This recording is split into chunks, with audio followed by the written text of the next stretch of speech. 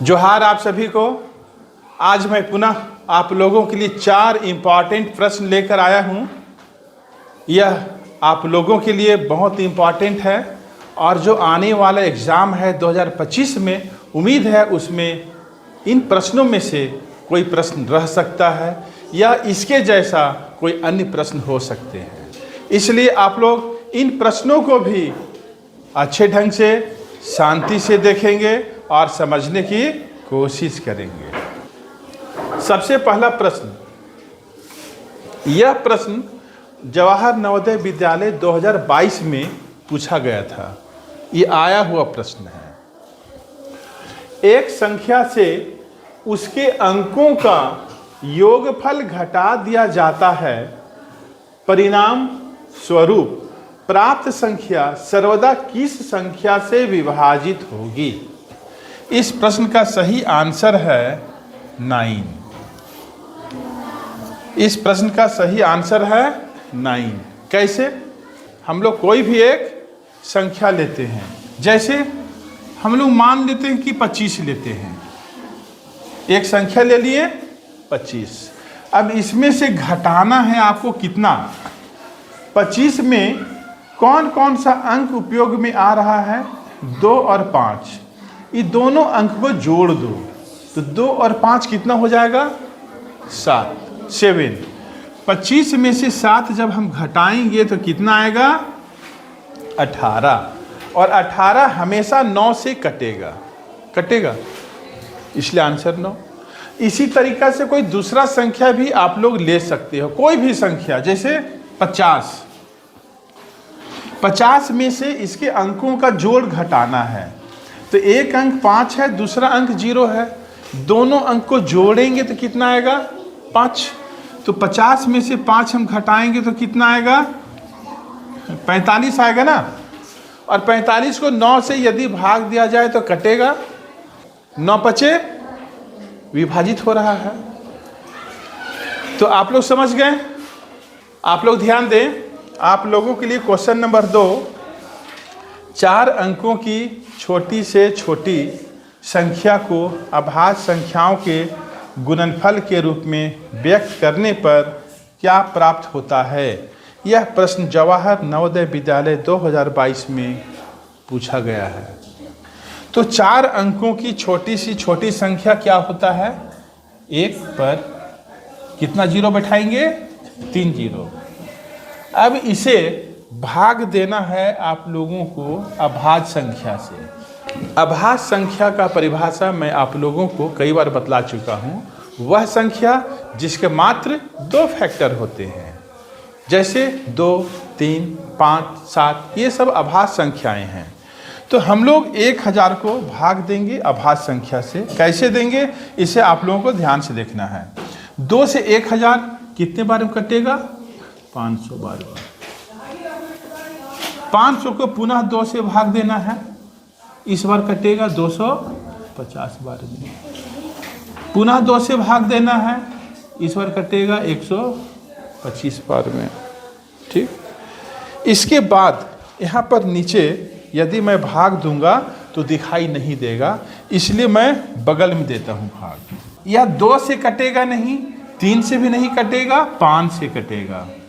5 से कितने बार में कटेगा? 25 बार में। फिर 5 से भाग देना होगा इसको, 5 5 25। पुनः 5 से भाग देना होगा, 5 एकम 5। नीचे जब 1 आ जाएगा तब रोक देना है। ठीक है। तो हम लोग 1000 को अभाज्य संख्याओं के गुणनफल के रूप में कैसे लिखेंगे? यहाँ पर मैं लिखता हूँ 1000 बराबर, यहाँ पर कितना 2 आ रहा है? 3 गो 2 है, 2 गुना 2 गुना 2। 5 कितना है? 3। 1 2 3। इस तरीका से हम लोग 1000 को अभाज्य संख्याओं के गुणनफल के रूप में लिख सकते हैं। इसके बाद मैं आता हूं क्वेश्चन नंबर 3 में। क्वेश्चन नंबर 3 क्या है? प्रथम 4 अभाज्य संख्याओं का योगफल क्या है? यह प्रश्न जवाहर नवोदय विद्यालय 2021 में पूछा गया है।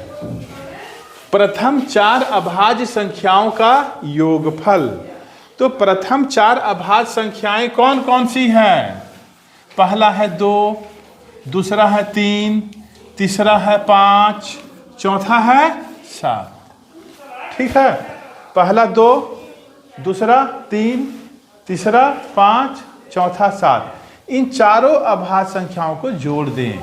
7 5 12, 12 3 15, 15 2 17। इस प्रश्न का आंसर है। आप लोगों के लिए क्वेश्चन नंबर 4, बड़ी से बड़ी तथा छोटी से छोटी 5 अंकों की संख्याएं जो अंकों 0, 3, 6, 7 तथा 9 से बनती है, जब कोई अंक दोबारा नहीं आए का अंतर क्या है? आपके प्रश्न में है, आप लोगों को दिया गया है कुछ अंक 0, 3, 6, 7 और 9, ये अंक दिया हुआ है। इन अंकों से बड़ी 5 अंकों की संख्या बनाना है और छोटी से छोटी भी 5 अंकों की संख्या बनाना है, और उन दोनों का क्या निकालना है? अंतर। क्या निकालना है? अंतर। 5 अंकों की बड़ी से बड़ी संख्या बराबर। 5 अंकों की बड़ी से बड़ी संख्या बनाने के लिए क्या करना होगा? ये जो अंक दिया हुआ है, जो डिजिट दिया हुआ है, इसमें से जो सबसे बड़ा है उसे आपको सबसे पहले लिखना होगा। 9, इससे छोटा है 7, इससे छोटा है 6, इससे छोटा है 3, इससे छोटा है 0।